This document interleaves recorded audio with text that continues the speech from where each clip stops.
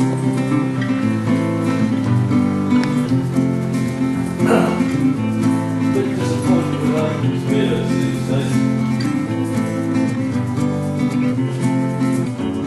us, I won't explain the whole caboodle to you because you'll understand it all. All our brews are pure malt brews anyway. Yeah.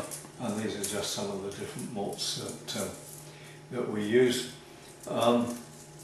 But there are no added brewing sugars or anything like that. Our production is split very roughly about 80% is bottled beers, 10% keg beers, and 10% cask conditioned beers.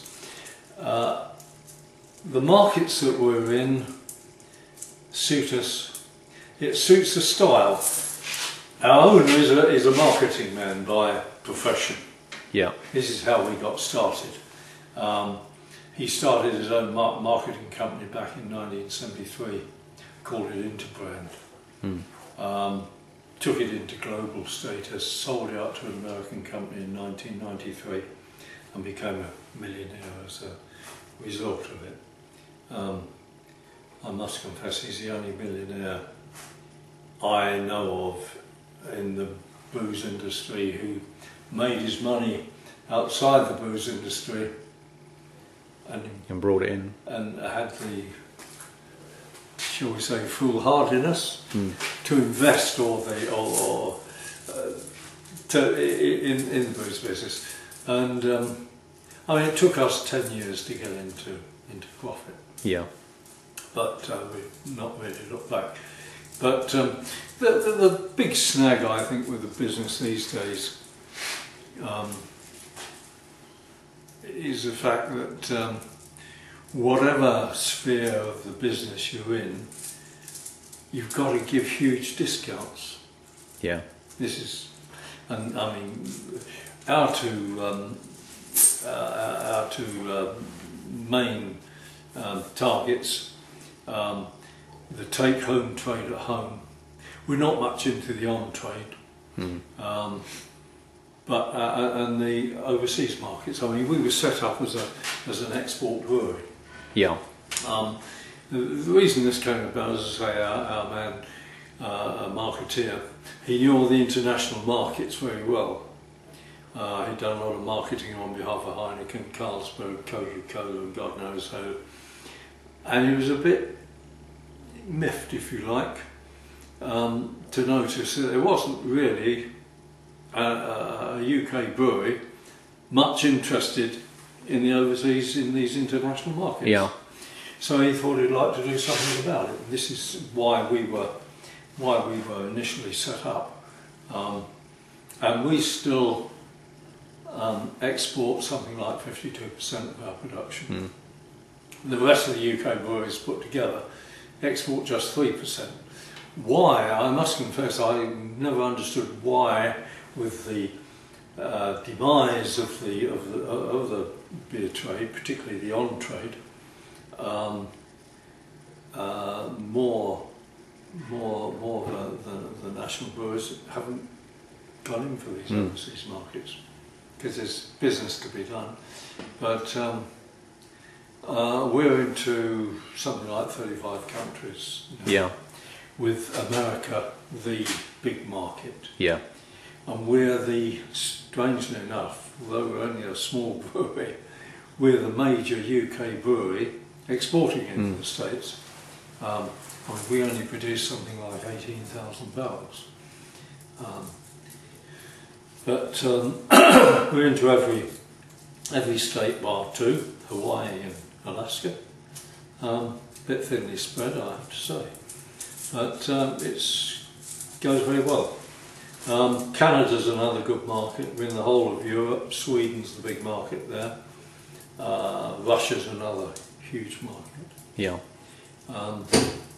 And this is where the keg beer basically comes in, where we export these 30-litre jobs. Yeah. The old, thank God for plastic in booze trade, because they're pressurised. It's basically a plastic bottle in a cardboard box. Yeah. And so we got a very big contract in Russia, one in Italy, one in Sweden. We sell a bit at home, you know, to hotels who can't handle cask conditioned beer. And 10% is cask ale. I mean, all of our beers are available in cask form. Yeah.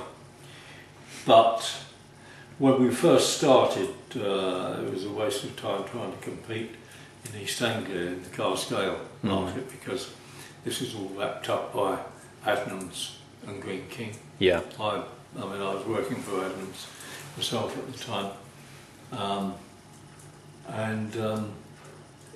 These days, with most of the major free houses are tied up with a contract with one of the big suppliers. So the only way you can get in is if you're nominated by one of these big brewers, and you go to be a guest beer. As a guest beer. And so we don't even try to sell in even for a guest beer, because I mean, we did try, we put a rep on the road, but he couldn't sell enough beer to earn his corn, actually, because I mean, you're only going in every 6 weeks, you might get a couple of tubs in at the Dog and Duck or somewhere. And this is where the little microbreweries find it very difficult to expand. Yeah. Because they can't compete with the big boys. These tanks out here, one of the snags with this site is that it's a listed site, it's green. Yeah. So we're not allowed to build. So we have to make do with what we've got. And the interior of these old stables are just absolutely chock-a-block with kit, and that used to be a courtyard. Done nearly doubled our capacity, actually. They're 40s and 60 barrels. These are fibre filters. Yeah.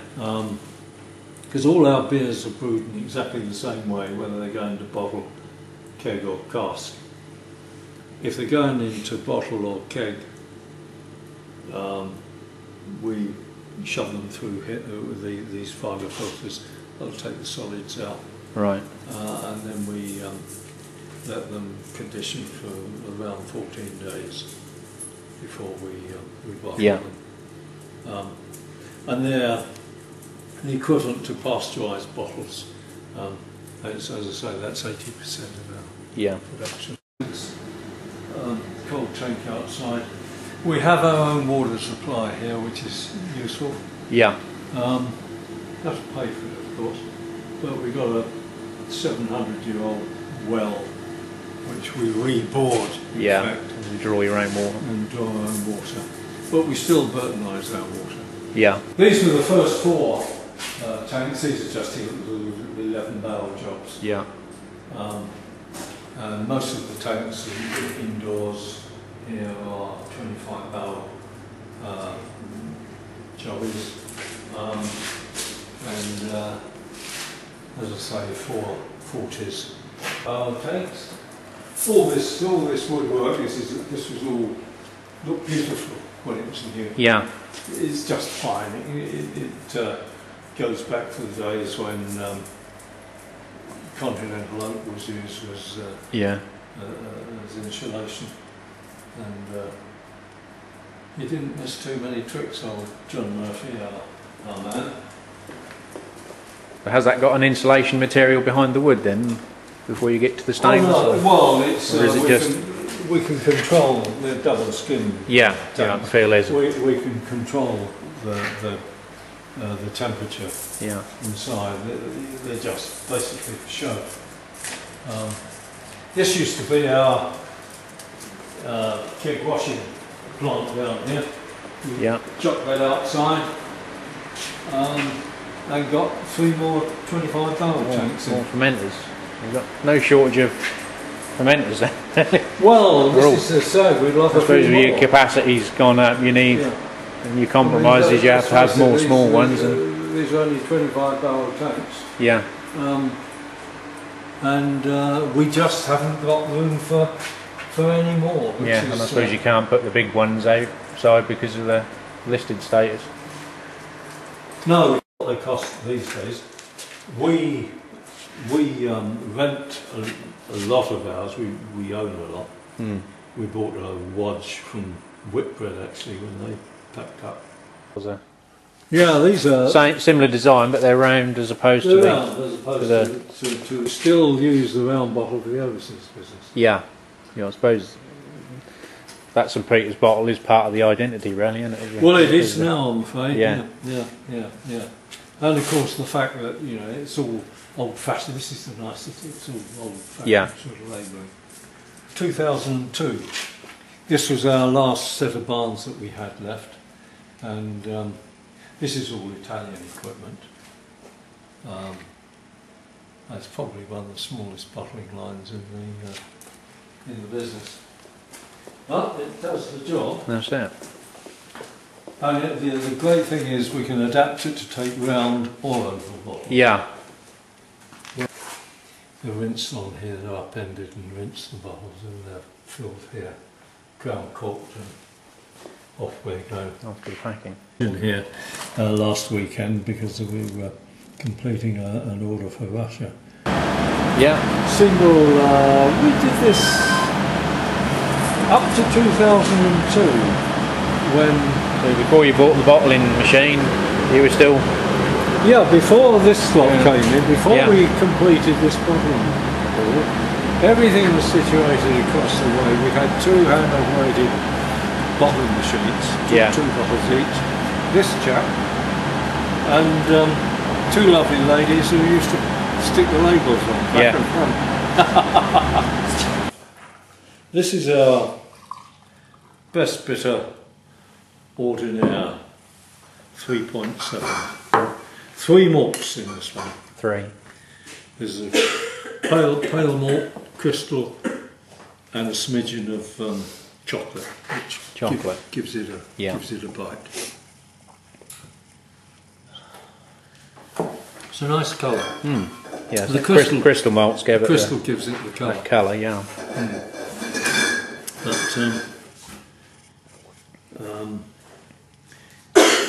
the hops we're using for that, I know there's Challenger and it's the Petroleum hop.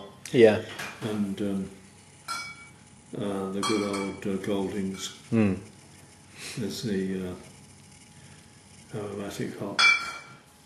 And we're still small enough, big to use the full flowered hop. Yeah, the leaf hop, yeah. Yeah, a lot of them are using the pelletised hops now, aren't they? Fuggles and Goldings, that's all they use. Yeah. And Marisotta malt. Primarily my sort of favourite for doing pale ales. But you see, there's so many different varieties of hop. Now, what we do, we use Hereford-based hop garden. He sources all our hops.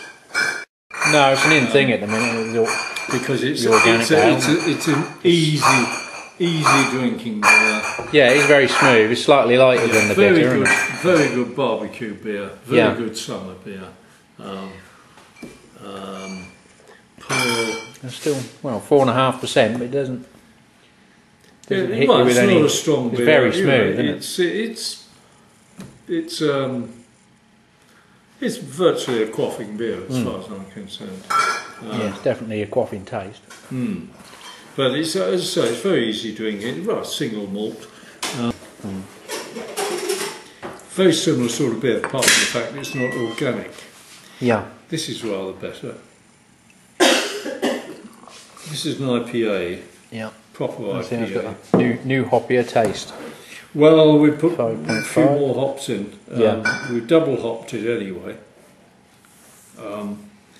We haven't yet reached 5.5. It's not about gravity. No. We haven't reached the gravity that it would have been in the early 1800s when. No.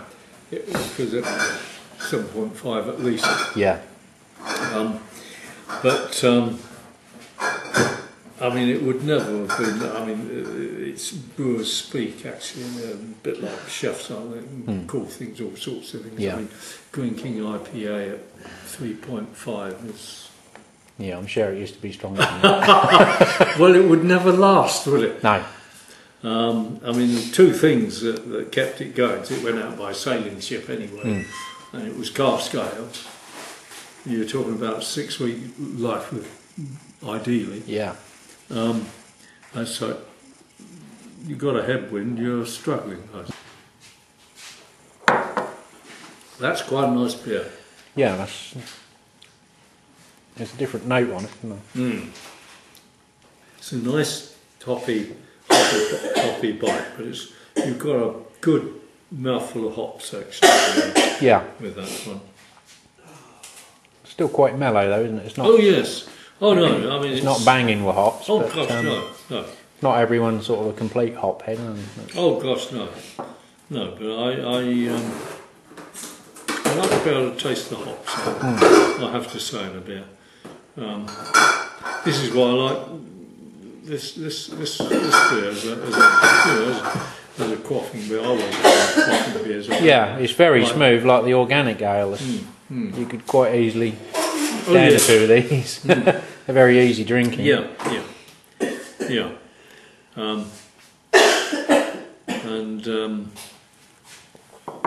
Try this one. This is our Christmas ale. Yeah, I know that's nice because have you tried it? Yeah, there was some sample bottles sent to the shop. Oh right. And of the lager when the lager came out in the Christmas ale. Oh yeah, but this is rather nice. I did have the task of, we haven't got time to try them. Do you want to take them home, drink them, and let us know? But that's again, yeah, I did like this one. It's a strong pale ale. I mean, it's 7. I mean, that's darker. We brew it at 7.4. But the nicety, as far as I'm concerned, is the fact that most breweries who produce a Christmas ale make it a dark beer. Yeah. This is a strong pale ale. Yeah, that's not. Again, it's just a single malt. Yeah, it's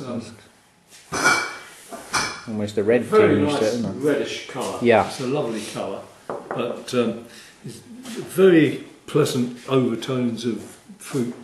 Yeah, yeah. I was saying that when I opened the bottle, it smelled like Christmas pudding. Yeah, the lager, yeah. And I think it's a bit like a pilsner. Because you've got, is it Sars hops in this? No, they're I think there's some English hops and then a German Hallertau or Sars. Amarillo hops. Amarillo. Oh, it's changed then.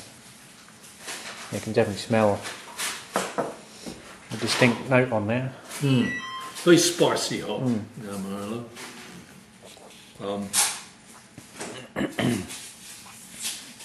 It does give it a bit of identity though, I think. Well, yes, decent old ale. It's a 5.1. Yeah, this is the old style porter. The old style porter, but and we talk about, I must confess, the tasting notes for old ale and a young light beer. We brew it in one fell swoop. Yeah. But it's to me it's rather like an old ale, very very similar to Radnam's old ale, which is this week. See where you say it's like an old English ale. It's got that sort of bit of back note, hasn't it? Yeah, like the old, nice, proper old ale. I can imagine drinking that with a few friends around a big log fire in a old style. They all seem to be. There's no sort of heavy. Oh no! You've got to work through drinking it. They're all very light. They're all very quaffable beers. That's all. But any of them could get you in trouble, couldn't they? You could. Well, they're very sippable. Well, this is the thing. Keep coming back for more. People, Now this is a jolly nice winter ale actually. That's Very another- malty. Another dark beer It's a like the porter, isn't it? 6.5 again. But it's a very malty beer. A very, very dark. It's 5 malts, plenty of chocolate malt, plenty of black malt. And of course a whole lot of pale malt to get the strength.